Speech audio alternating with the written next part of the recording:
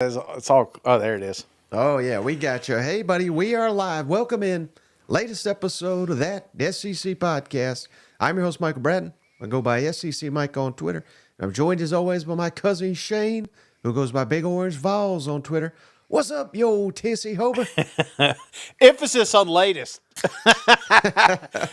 What's going on, brother? Yeah, they were wondering in the comment. Already a lot of people in here, Shane. Appreciate each and every one of you. They were wondering, is Shane combing his hair? Is his shift at the Waffle House? Is that running late? So, yeah, we're just a couple minutes here, but better late than never. You know what? Absolutely. I just finished up. Now, you know what the crazy part is? It's again, and I don't want to do two shows of it, but daylight saving time's kind of messed with me because, when it gets dark, then I start thinking about the pod. It's daylight. My neighbor's mowing at 7 at night. You know what I'm saying? So it's taking a little adjusted, and I was like, oh, shit, I got to run over. So I apologize for the delay. This one is all my fault. This one time.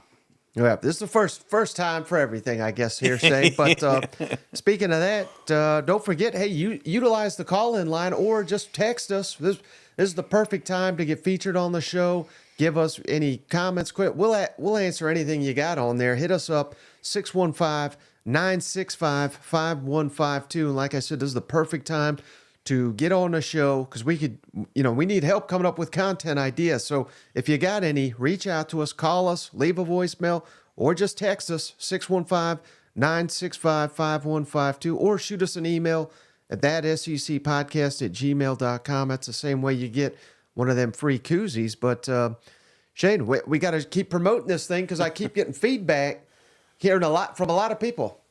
Man, I ain't going to be able to make it. I'd love to make it, but I'm not going to be able to make it. So don't forget, Friday night, we got the SEC Championship coming to my town, Nashville here. We're going to be at 6th and Peabody. It's Old Smoky Distillery, Yeehaw Brewing. It's the same huge complex there. We're going to be there Friday night, 7 p.m. Central Time during the SEC basketball tournament. I know Tennessee plays earlier that day. There's going to be 8 SEC teams playing on Friday, Shane. So even if you're not going to the Bridgestone Arena, we're going to be 2 blocks away watching a game, pounding some beers. So yeah, we'd love for each and every one of you that can make it to come on out. Oh, it's going to be good, man. I'm looking forward to it. I said that every day because I'm thinking about just coming up early, Mike. I'm thinking about just going to 6 Peabody and just waiting on everybody to show up on Friday. It's going to be exciting. Be sure to come out. You don't have to drink. I mean, if you just want to get a glass of water and hang out with us, that's fine too. So I'm looking forward to everybody coming out. And I was thinking about that phone number, Mike. I think we should start doing that on the bottom. Like those toll-free, like 3 easy payments of $9.99. Just have it coming down at the bottom because I don't even have the number memorized. I might be able to figure that out here, Shane, if you just give me a minute. But I say that because we are scrambling. I know it's spring football and all that, but not a ton going on. No, that ain't it. No, it's good, though. Simple. That ain't it either. But not a ton going on right now, Shane. Oh, there we go. I figured it out. Okay. This is great podcasting here. But so, Shane, I got this idea because I don't know if you caught it the other day, but friend of the show, Stephen Lasson, of course, he's on every week. He's not going to be on this week because we're going to be doing basketball tournament stuff. But we were talking Lane Kiffin. And would he eventually leave Ole Miss and things of that nature. Oh, yeah, I remember now. It was because Chris Lowe had reported that if Mike Norvell, their current Florida State coach, he was considered for the Alabama job. And I don't know if he was the first choice. We'll never truthfully probably know whether it was Kalen DeBoer, Mike Norvell, whoever. They got DeBoer. He's a hell of a coach. But I asked Stephen, had Norvell taken the Alabama job, and Chris Lowe's reported Florida State would have targeted Lane Kiffin. Would he have taken that job? Steven says yes. I say no. But I thought it would be fun here, Shane. Let's, what better way to make some people upset on that SEC podcast, Shane, to discuss all 16 SEC head coaches. What is the likelihood they would leave for another SEC job. So that's kind of my show topic for today. Yeah, I like that. Before the season starts, let's talk about your coach leaving. Well, I mean, it's an honorable target.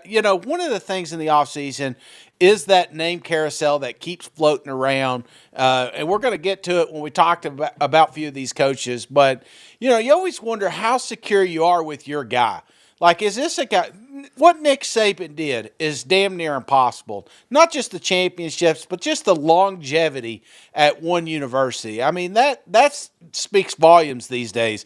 So does your coach in the future have that opportunity, or is there another opportunity that may pop up? Realistically, I'd like to mention that your coach would leave. So, yeah, I love this topic, brother. Oh, and I also got one other thing that I wanted to hit off just on the top here, because this is just something I was contemplating this afternoon, Shane.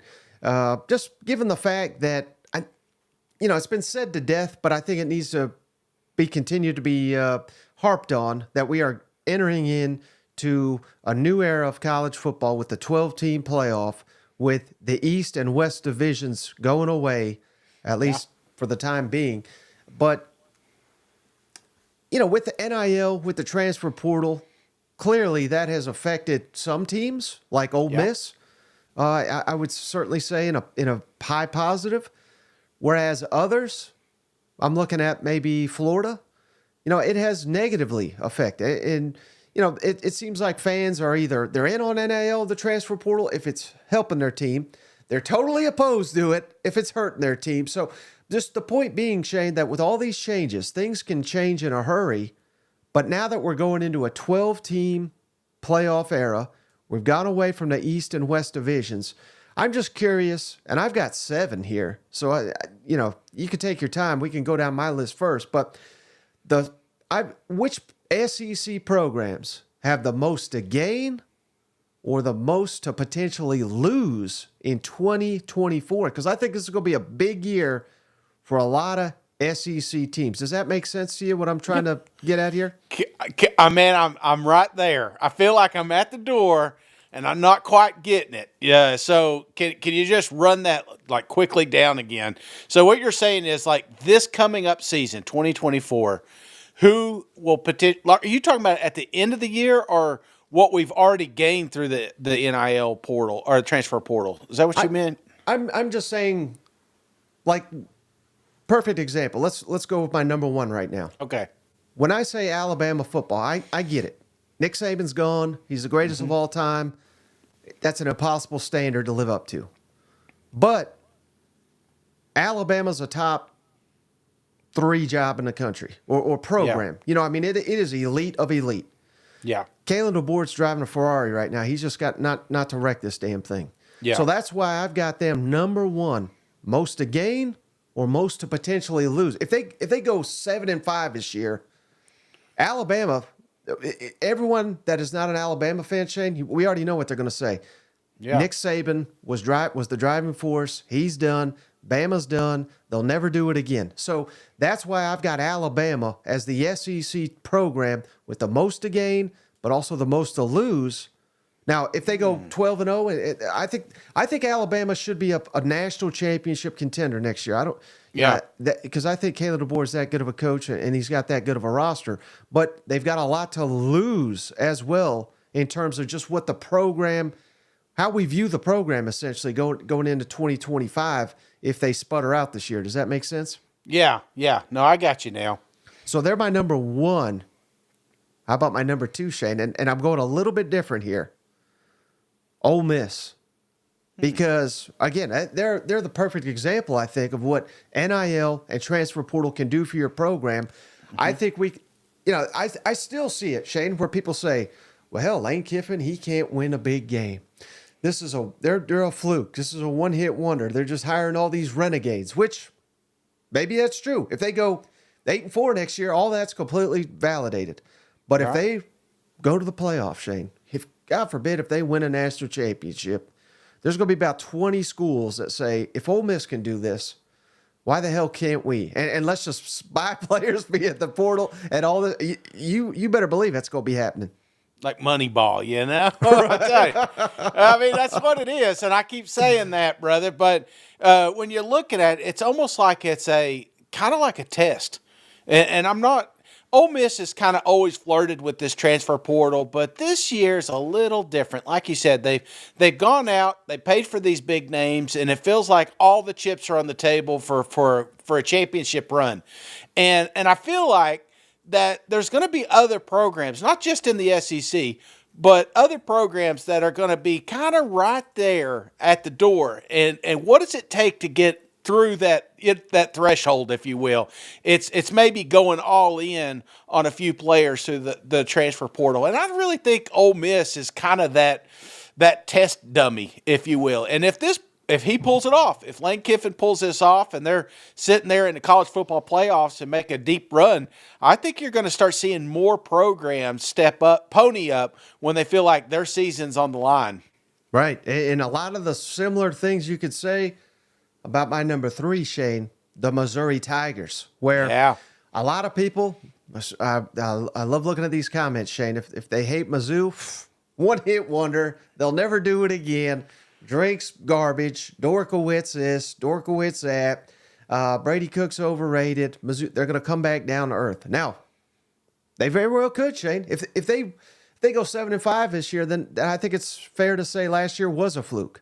Mm-hmm. But if they go 11-1, 12-0, buddy, I think going into 2025, people are going to be saying, "My God, how did Mizzou do this?" You know, like, what's the blueprint they did that we could follow? And maybe some programs like Florida, maybe they're a little bit more, give Billy Napier more time, because I think that was critical for Drake. You know, they could have ran Drake off, but they were patient with him. They let him kind of implement his program, and it has paid off in a big, big way there in Columbia. Yeah, absolutely. And patience is not a virtue. I mean, it is a virtue, but it's not common in the SEC, if you will. We start really judging you at year 3. We feel like Coach, you got your guys now. You've kind of filtered out through some of the guys you've recruited, and I think that's kind of where we're at here with Mizzou. Is now that you're giving them time, you see that this formula could work, but I don't know, man. That's a tough one, because most teams don't have this patience, and you're just ready to get to the next guy because you feel like you're getting further and further behind. So, this is a unique situation there. Mm-hmm. And Bo wants to know, is DeBoer there at Alabama, is he in a trickier situation than Mike Elko? Both inherited excellent rosters with high expectations, but everyone says Bama will do better. I think for sure it is a trickier situation, because I think if Mike Elko goes 9-3 this year in his first year, mm-hmm. I'm going to throw up our schedule here, Shane. If A&M goes 9-3, first of all, they'd hit the over. But also,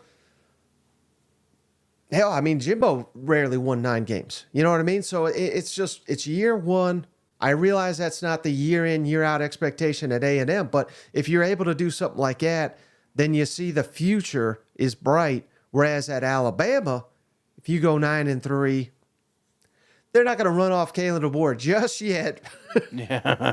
But if you go 9-3 at Alabama, again, I mean, it's an impossible bar to live up to. Yeah. And that's why they say, nobody wanted to replace Nick Saban. And I don't necessarily buy that, because if Kalen DeBoer is the competitor I think he is, he realizes he's walking into a job that has the infrastructure and the roster and everything in place to win a national championship now. So that's why I think it's a good situation for Kalen DeBoer. It's just an impossible task. So, yeah, I certainly think DeBoer's in a trickier situation than a Mike Elko, just because of the expectations day one. Yeah, no, I get it, man. The expectations are pivotal, and you judge by what was just there. I'll never forget, Mike. I went to a place, and not a. You may never have been there, you may never go there, but these Texas Brazilian steakhouses, brother. I went to one down in Memphis, Texas Day Brazil, and man, it was the first one I ever went to. And I'm a big guy. You think I should know that this exists in the world, that there's a coaster I can have on green and they just bring endless skewers of meat to my table. I thought I should know this, but I didn't until I was like 32, 33. But it was the first one I ever went to. And the guy there, he's like, hey, listen, they're gonna try to trick you. You're gonna get up there to the salad bar. Don't get anything off the salad bar. He goes, that's what they want you to do. They want you to fill up. Wait till the meat comes. And I said, okay. So I took his word. I got a few things off the salad bar, and I sat there and I waited. I had my green coaster on, and man, they start bringing it out. But that was by far the best Brazilian steakhouse I have ever ate at in my entire life. But after that, every Brazilian steakhouse that's popped up in my area, you better damn believe I've hit. And it's failed to meet expectations because I hit at the first one. You see what I'm saying? So I feel like that's with Alabama. It's like you already had the best. And now that expectation, that bar is so high that even though if DeBoer comes in here and wins 10 games, Mike, I don't think Bama fans, there'll be some, but I don't think a majority of the fans are going to be excited, especially if they don't make the college football playoffs because they're accustomed. You know, when you found out expansion was going to happen in Alabama, you just knew your ticket was punched every single year.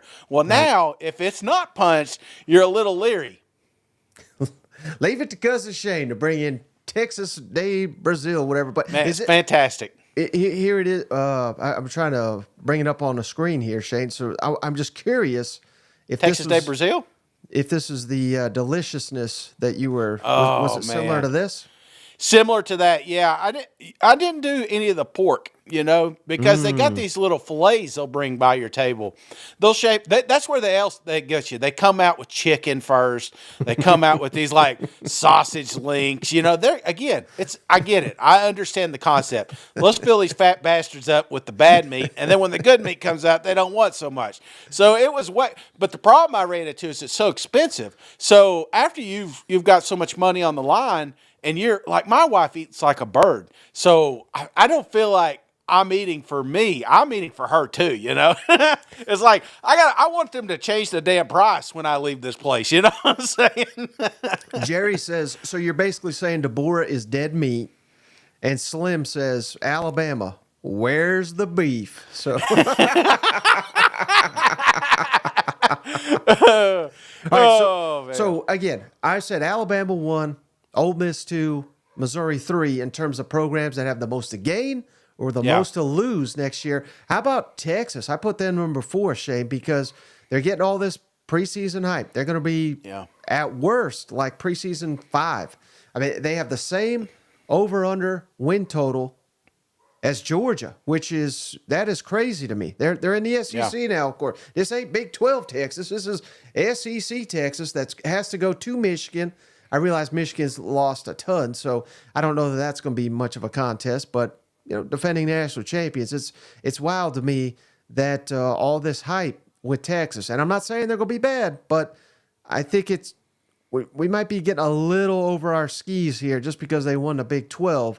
Mm-hmm. But that's why I think Texas has got a lot to win, or a lot to gain.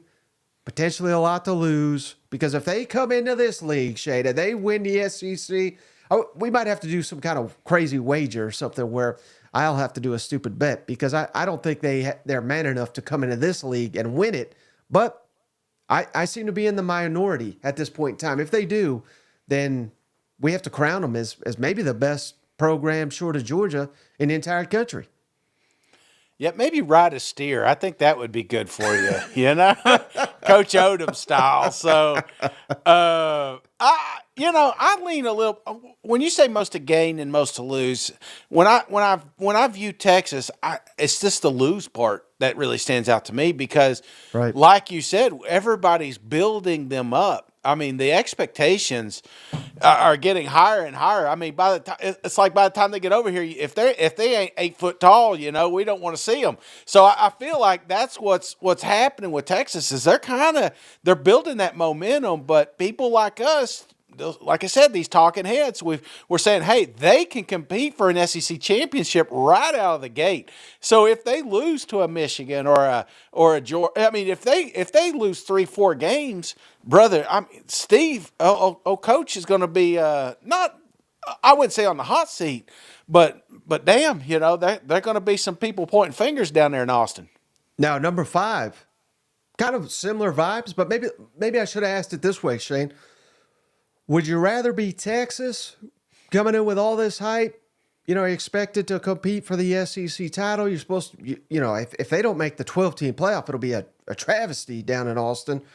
Or would you rather be Oklahoma coming in here low? What is the over-under? I think it's 7.5 for the Sooners. And not most people, but many people wondering, questioning, how can they compete in this conference? Proud tradition, arguably a top 5, maybe even better than that program all time in college football. Would you rather be coming in kind of in the weeds a little bit and having people discount you? Or would you rather have the weight of the world on your shoulders? Because I'm putting Oklahoma here, but I guess I'm putting them in different categories. Like he said, Texas, I think, has got more to lose. I think Oklahoma's got more to gain. If they come in here and win 8, 9, 10 games, people are going to be saying, my God, we may have picked the wrong Big 12 team here that's going to dominate the SEC.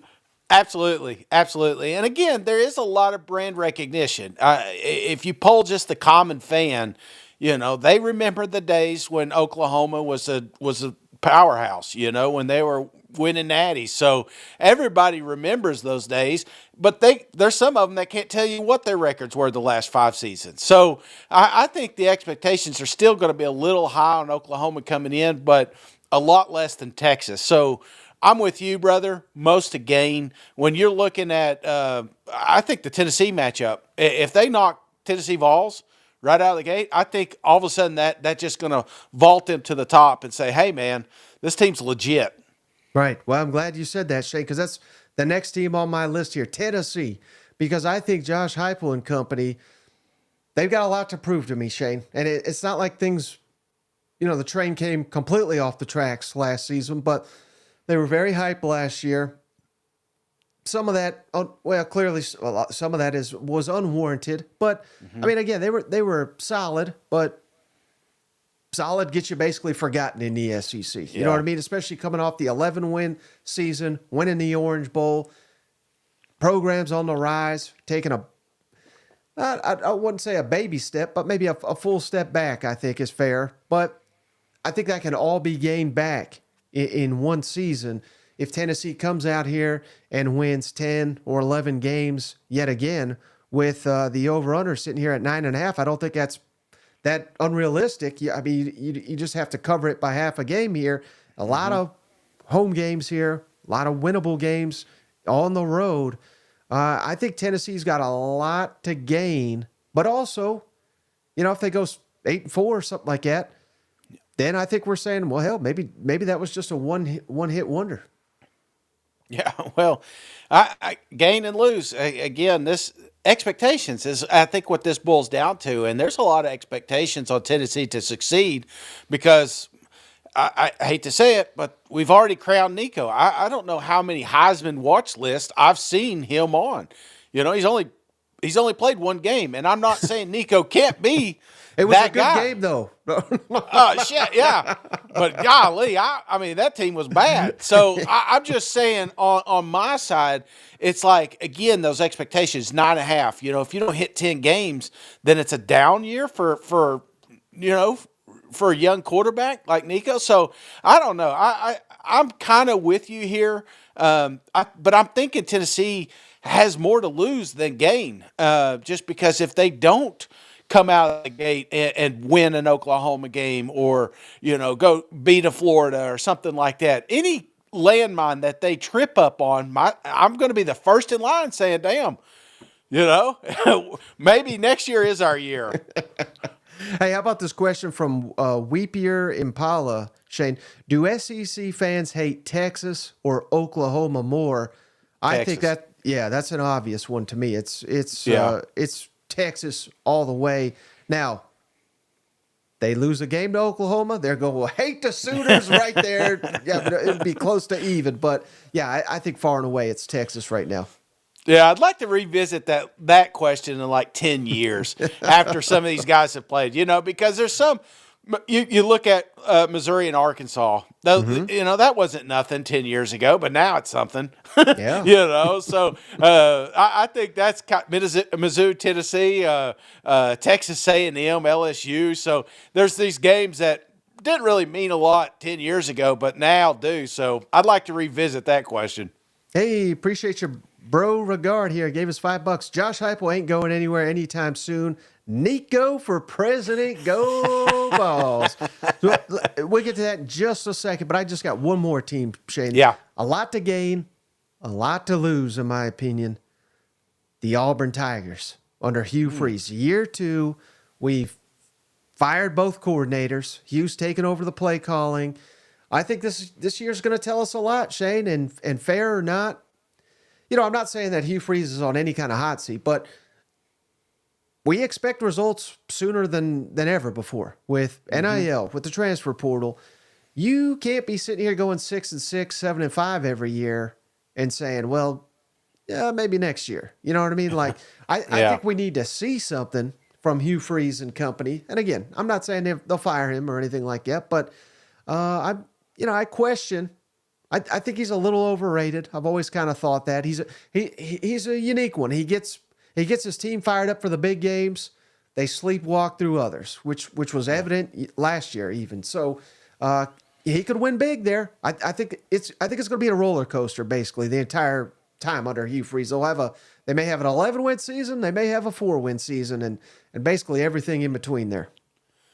No 4-win, Mike. No 4-win. I think too. Once the talent starts showing up, which it already is down there on the plains, it's like even on the lows, you still got a good shot to win. So I think that's one of the. I think it's more to gain here with Auburn. More talent, more roster depth. I think we're going to be fine down there, and to lose, nothing's going to happen. Hugh's going nowhere. And even if he won 4 games, I still don't think he would get fired at the end of the season. So Auburn is not ready for the coaching search just yet. So I'm a little more on the gains here. Okay. I'm just ready to fire everybody, Shane. So let's get into it. Coaches.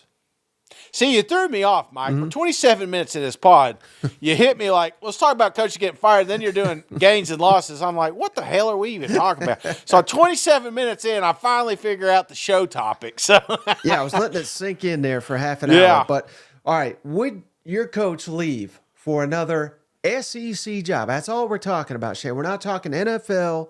We're not talking any of the other conferences. We're saying, what is the likelihood? And maybe we do it like 1 out of 10 or 0 out of 10. 0 obviously being low, 10 out of 10 being may happen in 6 months. You know what I mean? Like 0 out of 10. So let's start here. And here's something. We always go in alphabetical, Shane. I'm gonna just throw this out there. I'm gonna throw this out there for the rest of eternity that we're doing these live shows.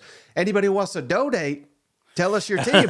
We'll bump them up to the top of the list. So until further notice, we'll just keep it in alphabetical. But let's go Alabama, Kalen DeBoer, 0 out of 10. Shane, what is a likelihood that he would take another SEC job, Kalen DeBoer? And I guess what I'm really asking, not today, we're recording on March 11th, but I'm saying at the end of the season when the coaching carousel comes about, because none of these guys are going to leave their team in the lurch in March. So end of the season, Kalen DeBoer. This season. Yeah. Could you, or I mean, just anytime during his career, could you ever see Kalen DeBoer leaving Alabama for another SEC job? Zero shot here. You're there. You are at the top of this mountain, and I think there's only one way to go, and that's down. So give me 0 with DeBoer. Right. They may run his ass off, Shane. Yeah. But he ain't leaving for another one because it would be to me, it'd be such a downgrade. You know what I mean? Oh, yeah. He'll coach, and maybe he's there at Alabama forever. But if he ever leaves, he'll be out of the SEC. He'll be going he'll be back in Washington or something like that. I would imagine it's an OC somewhere. So this isn't happening. 0. And then Shane, I forgot already. Bro gave us $5. And he's a Tennessee guy. So let's put Tennessee next on this list. Josh Heupel, 0 out of 10 likelihood that he would leave for another SEC job, Shane? Last year, I would have said 1. This year, Oklahoma's in it. I'm going to go closer to 4. Maybe 3.5. 3.5. I believe he's. I believe he's nestled in. I believe he's settled in sweet East Tennessee. But there's still that. I mean, because it's happened. Last couple off seasons, there's that rumor mill, and you're glad when it goes away. But I'm saying 3.5. I go 7, Shane. I'm going much higher. Wow. Because of Oklahoma, because of he's coached in Florida before. Yeah. There could be an opening down there before you know it. I'm just saying, if Tennessee has another big year, I think he's now. You think he would leave Tennessee for Florida? Do you see that ever? I mean, we're talking you said at the end of the season or ever. Right. Yeah. Probably not at the end of the season, but I'm just saying, what if Nico's awesome, Shane, and he's there for 2 more years, maybe at the end of Nico, and they're like, I don't know, that may be a tough one to follow up. Of course, they got another 5-star quarterback coming in, so maybe not. But I'm just saying, I don't know. I see Josh Heupel. I think a lot of luster was lost off him. Yeah. And some of it warranted. That Florida loss was awful. The Mizzou, their performance, I thought, was awful. But beyond that, I think Josh Heupel is an elite coach. He's done a fantastic job at Tennessee. And I think people have kind of forgot. I see these lists of top 25 coaches. He's barely on it anymore. When last year he was like firmly in the top 10. Our buddy Dave Bartu had him as like the 8th best coach in the entire country. I think he's a hell of a lot closer to top 10 than he is barely in the top 25. So I don't know. I'm just saying. I think he's a hot commodity, so to speak. Yeah. No, I get it.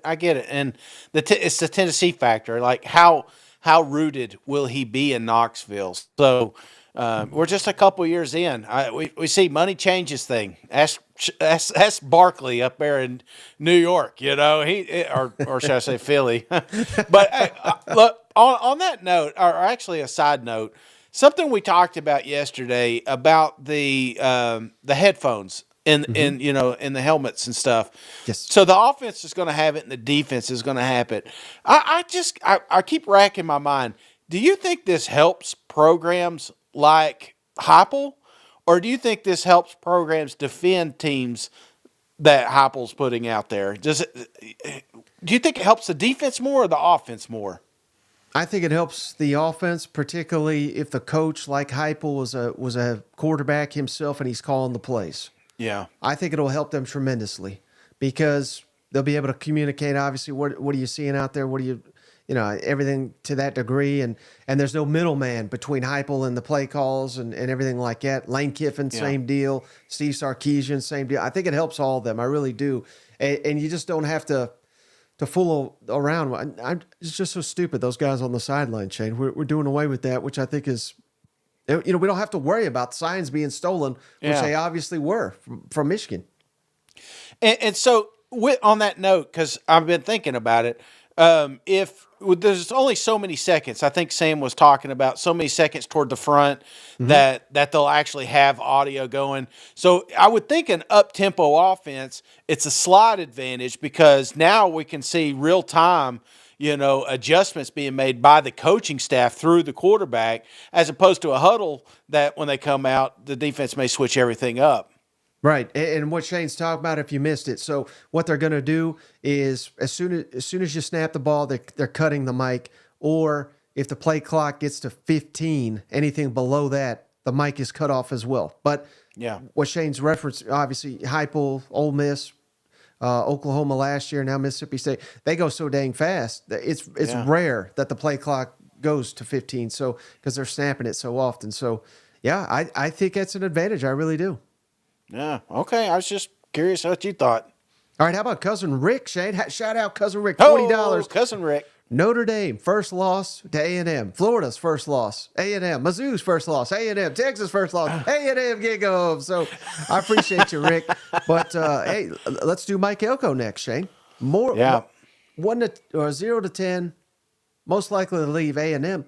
And this may stun you, Shane, but I won't go 0, but I'll go 1. Because I think Texas A&M, and well, hell, everybody knows this. I think they get tired of hearing it, Shane, but Texas A&M has everything. It has everything to win it all. And I know they haven't done it in about 100 years.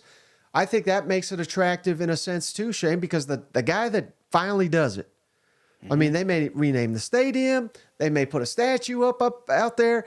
I mean, I don't know many places, if any, short of maybe like Georgia, if they called him, that you're really upgrading from everything that Texas A&M has to win it all. Yeah. No, I'm with you. And obviously this year I'm thinking 0. There's no shot, but I would give 1. I would say like ever, if things don't work out, I think that's what it would be. Not that he would leave for a better job, but I could see him, leaving forcibly and having to go to another job in the SEC, kind of like a Muschamp situation or something. But that's just, but very, very low either way.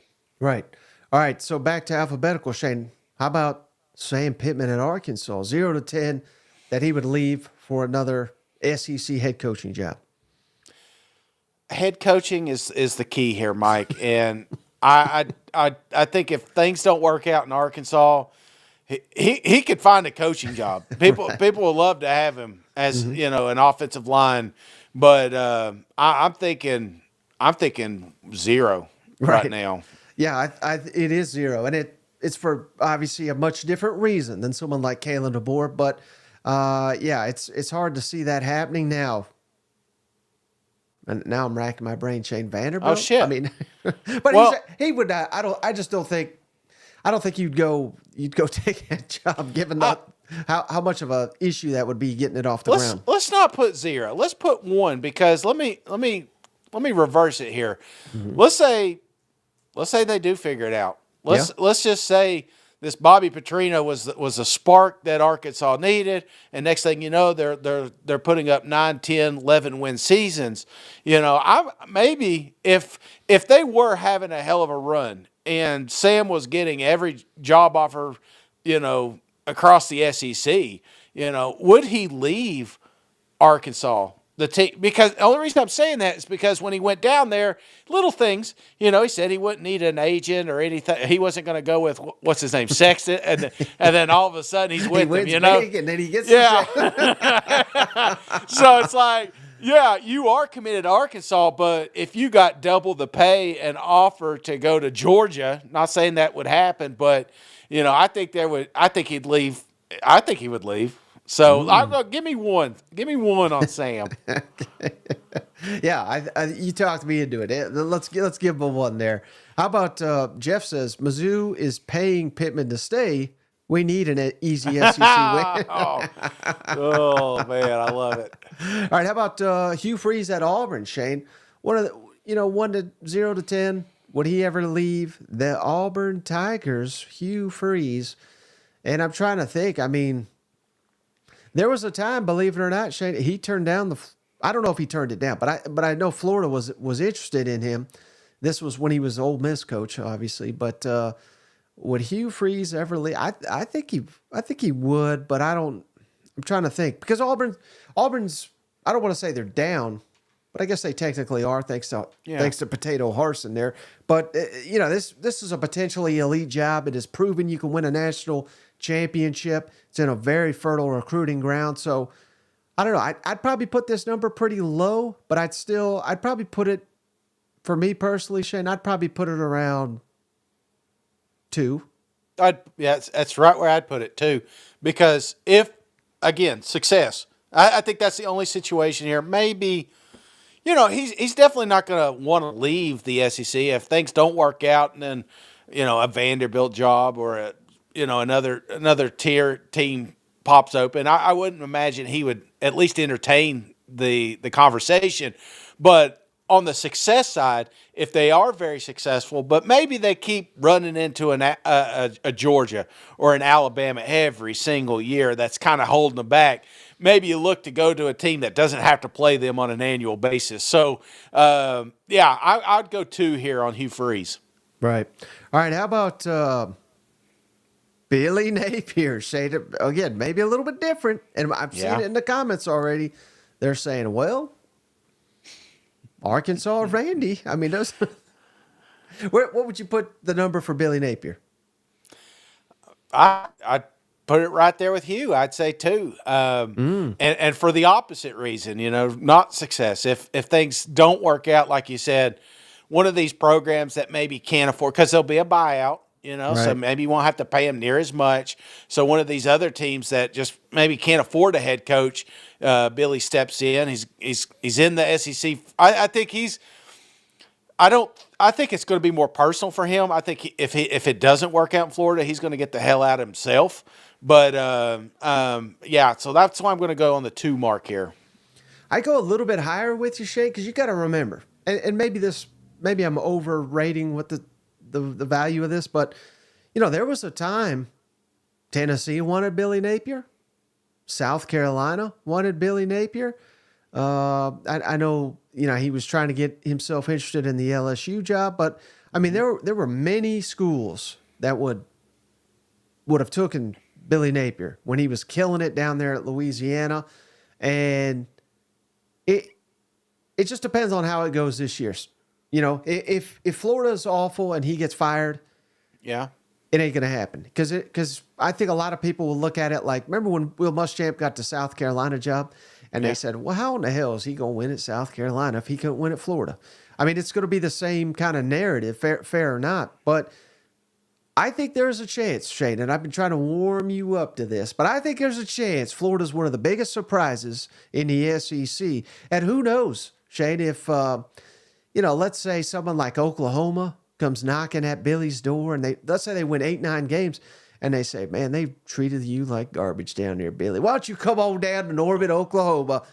I think there's a chance they could steal him away. So I'll go a little bit higher. I'm going to go 3 with Billy Napier. But he obviously needs a big year. You know what? All that talk for one more point. Yeah. I'm with you on the success side, but that all hinges on this season. So I think that's why, because if it's a bad season, I don't think he's there. But if he has a good season, that may give him the momentum to have another year and maybe improve to a 10-11 win season. And at that opportunity, man, if they do take off, if he does build something down there, and let's say Coach Kelly moves off, and LSU comes a knocking, you better believe he'd be there in a heartbeat. So, yeah, maybe you are onto something. Can I change it? Can I move mine to 3? Because you've talked me into it. Yeah, I like it. I like when I talk you into something here. All right, how about Kirby Smart, Shane? 0 out of 10 that he would leave for another SEC job. 0. I think he's done. The easiest one on the board. You know what? Yeah, and one of the things that stands out with me is the conversation he had with Coach Saban. I don't think he's got the drive to coach till he's 95 years old. You know what I'm saying? I think that when the dynasty is done in Georgia, I think he just walks off in that sunset and calls it a day. So that's what I'm expecting with Kirby Smart. I mean, he's at his alma mater. There's not a better Cinderella story than that one. Yeah. Georgia boy, played at Georgia, stand out at Georgia, everything he's accomplished. The only, and I know this is not what I asked, so this is not fair, but obviously I'm putting it at a 0 too, Shane. The only thing that I could ever see with Kirby, is him taking an NFL job, just to do something, a different challenge. Obviously, we know the college game, the issues that have popped up in recent years with college coaching and maybe not wanting to deal with that anymore. But I could even see a scenario. Imagine, he goes to the NFL like Steve Spurrier, like Nick Saban, and it doesn't quite work out for him. Yeah. I could see Georgia saying, well, come on back. And breaking that door right open to him. I could see that happening. I think that is, as unlikely as that is, that's more likely than Kirby taking another SEC job. Well, I mean, you think about it, Nick. So Nick leaves LSU, comes back Bama. Steve leaves Florida, comes back South Carolina. So do you think he'd be the first one to leave and maybe come back for the same university? That'd be something. But that's a small group, man. You talk about those gold-wearing jackets in the NFL. Well, that's what I think about with coaches sometimes, and Kirby's clearly on track to be one of those guys, if not there already. Right.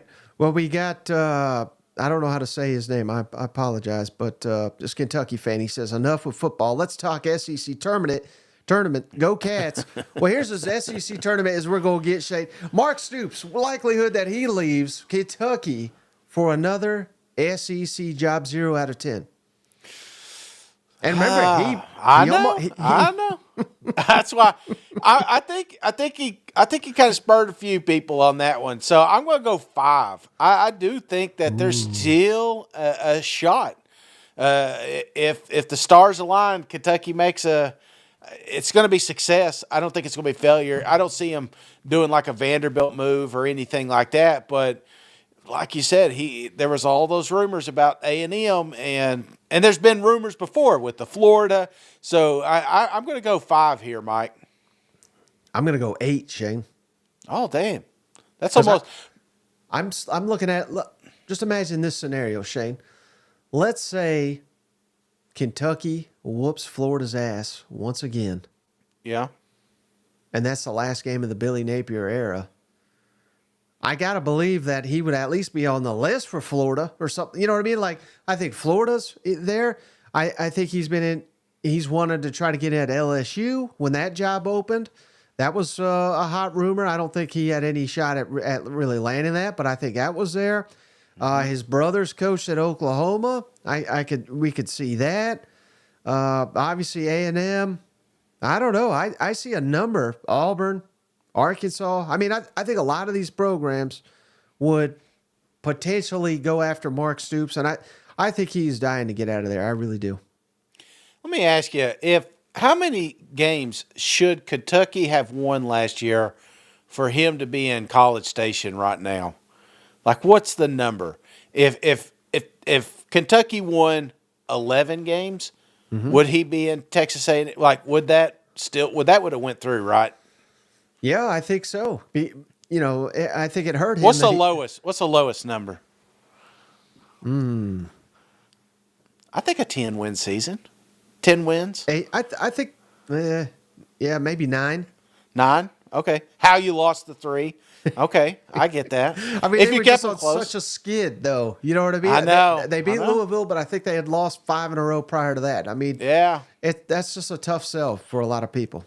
If they would have called after Kentucky, he would have been like, "All right, I'm down there." I mean, it almost felt like it was a done deal. I was just curious. I think a lot of that had to do with just fans overreacting on the Kentucky win-loss last year, and so I was just all right. So I'm still at 5. You're at what, 8? Okay. 8. If That's Vanderbilt high, comes calling, no, I'm just nah. What jobs would you think he would have? You mentioned Florida. Texas A&M's now off. LSU's done. Tennessee would never hire him. I'm curious. Like, what other team do you see potentially? I mean, because 8's a high number, Mike. Yeah, I think Arkansas. I think Auburn, Oh, Florida. okay. There was rumors again. LSU. We know the A&M deal. What about Coach Stoops just leaving the SEC altogether? I mean, that's the other rumor we hear. Right, to Iowa. I mean, that is, especially with that coach, Kirk Ferentz. He's an old guy, so he may be waiting for that one. But just the fact, I mean, I still don't understand him to A&M. That just made no sense whatsoever. Yeah. But it damn near happened, Shane. Yeah. All right, how about Brian Kelly at old LSU, Shane? 0 to 10, the likelihood that he would leave for another SEC job. Another SEC job, I'm going to say 0. I think he's there. I think he is at the SEC team that he'll ever be. Because if he leaves the SEC, he's going back north, boys. That's just where he's heading, Yeah, the next remember there was that Michigan rumor. Maybe if the Michigan, whoever the heck they hired, I think it was their coordinator, if he's an absolute failure, maybe they'll make a run at him.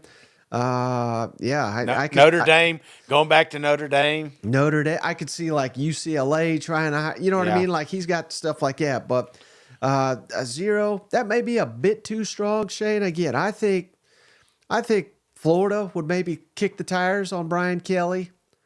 I'm trying to think who else. What if like Sarkisian landed another NFL job?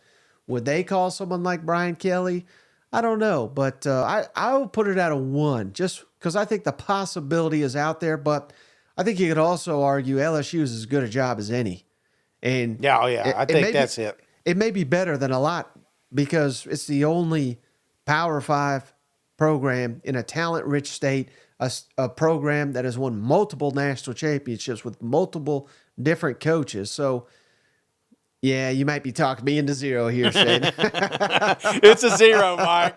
You're overthinking it. All right, how about one of our favorites, Shane, Eli Drinkwitz there at Mizzou? There was, again, I think people just throw stuff against the wall to see what sticks, but there was some speculation that he was on Alabama's list when Nick Saban retired. So I think certainly a job like that, if they tried to hire Drink, they could potentially get him. But I don't know. What's your thoughts on Drink, 0 to 10? I'd say 8, Mike. I think it's really high here, and it could be soon and it could be late. Like if they have the success that you and I think they can have, don't think that there's not going to be some big boys calling them and giving them opportunities. And if he has a couple of bad seasons, I just don't see Drink not being in the SEC again either. So very, very, very high here for me.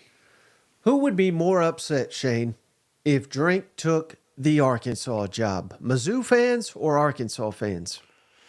I would say Mizzou fans because it's happened kind of twice with Coach Odom. It's like you just went down the street. So I don't know. I think Arkansas fans would be more upset. I really do. Well, yeah. Unless he's winning, you know what I'm saying? You're putting points on the board. Arkansas just wants to win, and I'm like that too, Mike. There was a reason that I lobbied for Lane Kiffin, not because I like him, but because he finds ways to win football games. So that's why I wanted him to come back to Tennessee, even though I was part of the burning the couches over there in Knoxville. So, all right. So, hey, 8 for Drake. That's pretty high, but I don't know. I think you could be onto something there, Shane. If they do as well as we think they're going to do this year, his stock is only going to continue to rise. You know what? Mike, you gotta remember, man. This time last year, we were talking hot seat, and if we remember it, sure as shit, his family remembers it. He remembers it. Yeah. So now he's kind of cashing his own checks here, and if they have a hell of a season, and Luther's gone and Brady's gone, I'm saying there's gonna be that. If anybody should be worried about their coach leaving next year, it's gonna be Mizzou. If they have that successful season you and I think they're going to have. Right. Well, I think so. But this guy may come in a little bit higher, Shane. Ole Miss coach Lane Kiffin, 0 out of 10, most likely to leave for another SEC job. I'm not guaranteeing that he's going to leave or anything like that, but he's another one that I think his stock just continues to rise.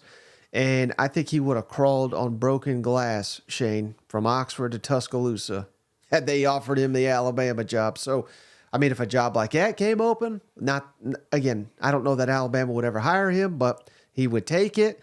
I think he is kind of like, they're very different guys, Shane. But if, again, I keep saying Sarkisian, if he left for like NFL, I think Texas would probably give Lane Kiffin a call because he's got a lot of the same attributes that Sarkisian has with play calling, offense, recruiting, things of that nature.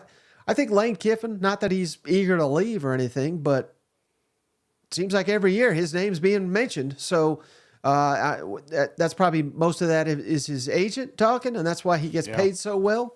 But I got to put Kiffin out of 10 here. I'm putting him at a 10 too, Mike. And it's not like I think he's going to leave this season or even in the next 3 years.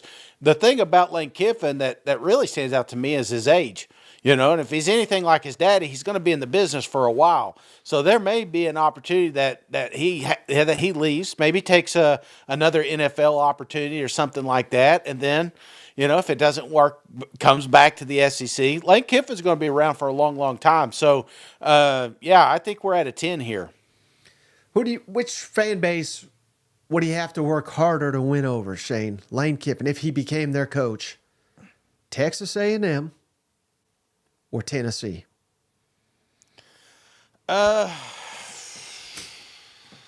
Tennessee. I mean, there's some people that are just furious still with the Lane Kiffin situation. You bring his name up, it's like he just used a 4-letter word, So I would say Tennessee right now. Yeah, I don't know. They can't stand him in College Station. He's got a lot of enemies around the SEC. Maybe we got to back this off a 10. I don't know. All right, how about Mississippi State coach Jeff Lebby, Shane, where, again, we don't know what exactly he's going to do. Yeah. In Starkville. I mean, we have an idea, obviously, of what they're going to implement, but of his success or lack thereof, we'll have to wait and see. But I'll probably put this at a 5, Shane, just because we've seen, if you're successful at Mississippi State, you are going to be a target for other programs to kind of come and steal you away. And we know Lebby's track record with quarterbacks and fun offenses. He will be a very attractive candidate, I would think. Yeah, no, I think he could be. I think right. That's the key here. So that's why I've got Lebby at a 3, just because there's been a lot of great coaches come through Mississippi State that never came back to the SEC. So I'm not saying that it can't happen, but until we've seen a couple snaps at least, I'm going to keep it a little bit lower because I think Mississippi State needs to prove that he has the capability to be a head coach at any other program as well. Mm-hmm. How about Oklahoma's Brent Venables, Shane, who killed it as a defensive coordinator at Clemson? We both were questioning, would he even be Oklahoma's coach this time after a rough year 1, but they were tremendous last season on the field. I mean, heck, for most of the year, they were in the playoff conversation. Brent Venables, chance that he would leave for another SEC job? I'd say low, Mike. I'd say two or three. Short of an expansion and Clemson joining and Dabo getting fired, I don't see it. So give me a 2 right here. I think this is a dream job. You're at a dream job. If you can't make it work at Oklahoma, then it's going to be tough to take one of these other programs to the promised land. Yeah, I agree with everything you just said, but I will throw a little caveat here, Shane. I put it at a didn't you? I said a 3. Is that? I said 2. Kind of 2. Just imagine, again, I'm not trying to envision a world where Kirby's not in Athens killing us all, but Venables got a lot of those same qualities. Defensive-minded, one of the best defensive coordinators when he was a coordinator, building the program up. So, I mean, short of Georgia offering Venables, which I would have to think he would heavily consider that. But, hell, I mean, there's nothing, aside from the talent within that state, it's not like Georgia's got much over Oklahoma. I mean, Oklahoma's one of the proudest programs in the entire country. So, yeah, I think it's very unlikely that he would leave. But I would leave a little sliver just in case someone like that offered him a position. Now, how about this one? I think I'll stun you on this one, Shane. How about Shane Beamer at South Carolina, 0 to 10, likelihood that he would take another SEC job? Oh, man, I would say 3. I'd say 3. Again, age is a big contributor here. Very young guy, opportunities, and if successful in South Carolina, I think he would take it. I think there's a handful of jobs he would leave Columbia for, but if not successful, I think that he can work his way back into another opportunity into an SEC program. So maybe I'm going to talk it up to a 4. Give me a 4 here with Beamer. Yeah, I like where your head's at, Shane. I'm going even higher. I'm going to say 6 because okay. He's exceeded expectations at times. Obviously, last year they didn't quite do that, but I just think there's a ton of stock in the Beamer name, and I don't know. I mean, it's nothing against South Carolina because he pitches it like it's his dream school and all that, and maybe it is, but it's also a very, very difficult job, Shane, considering that it is in the SEC, and you combine that with the fan expectations, where if and I hate to keep saying Florida for every one of these damn jobs, Shane, but they're sitting on the hottest of hot seat down there. If someone like Florida offered him a job, he's coached under Kirby. If Georgia, which I don't think he's done enough to warrant a Georgia offer or anything like that. But, if one of these elite schools offered him, I think he'd take it. Now, he's got to earn his way there. But again, like let's say South Carolina wins 8 games this year, 10 games the next year. I think all of a sudden Beamer's a hot candidate again.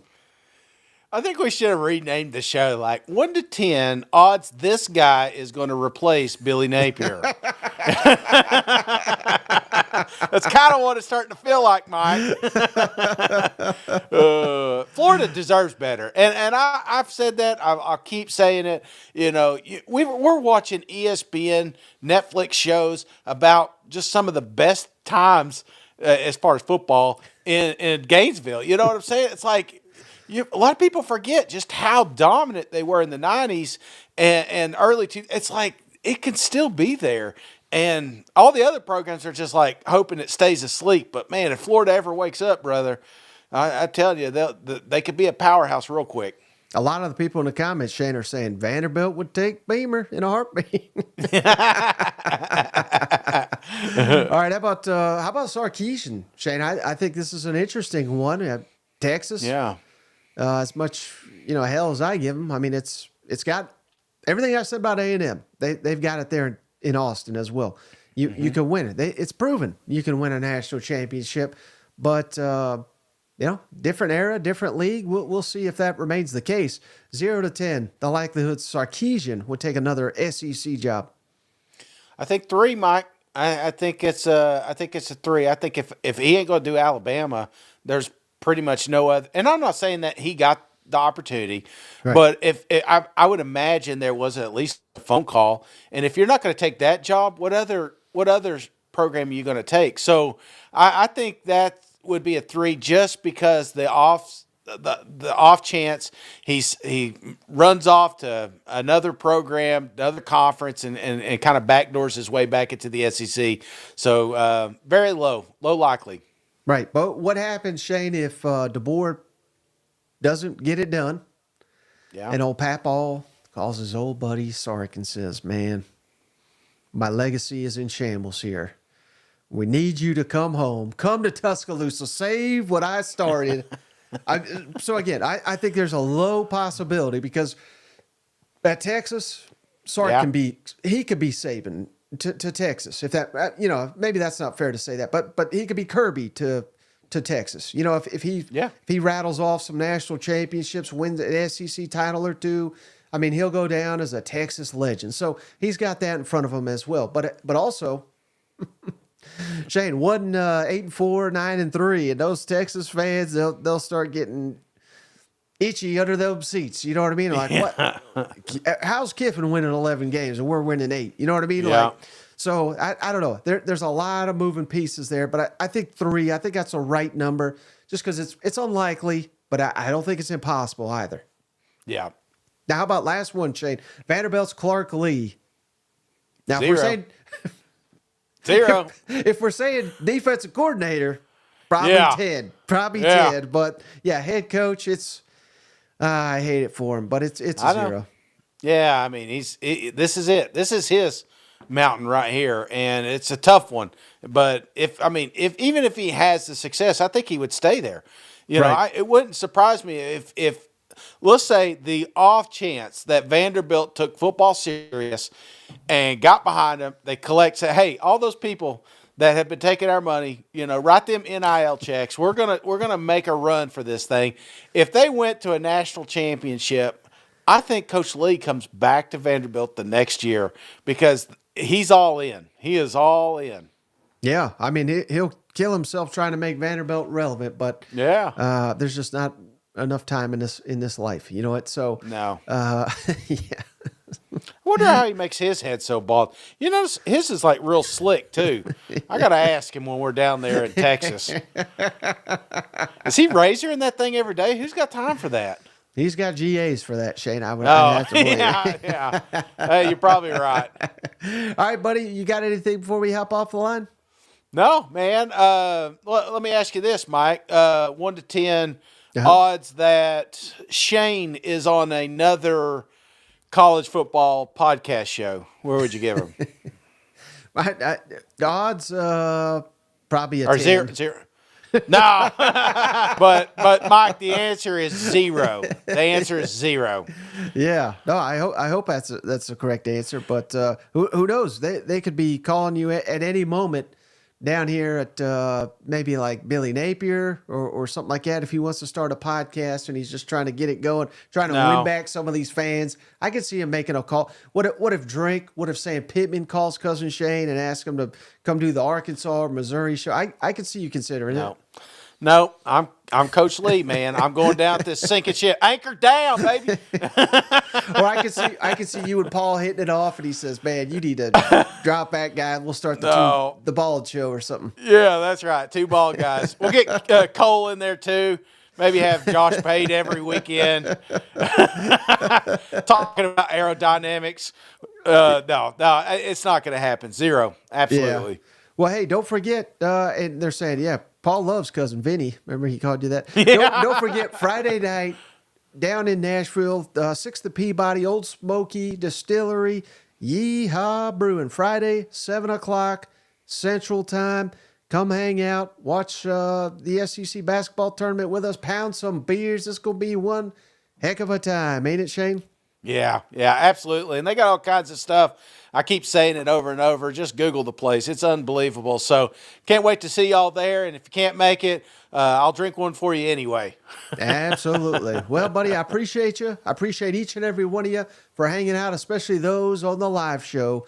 We'll catch you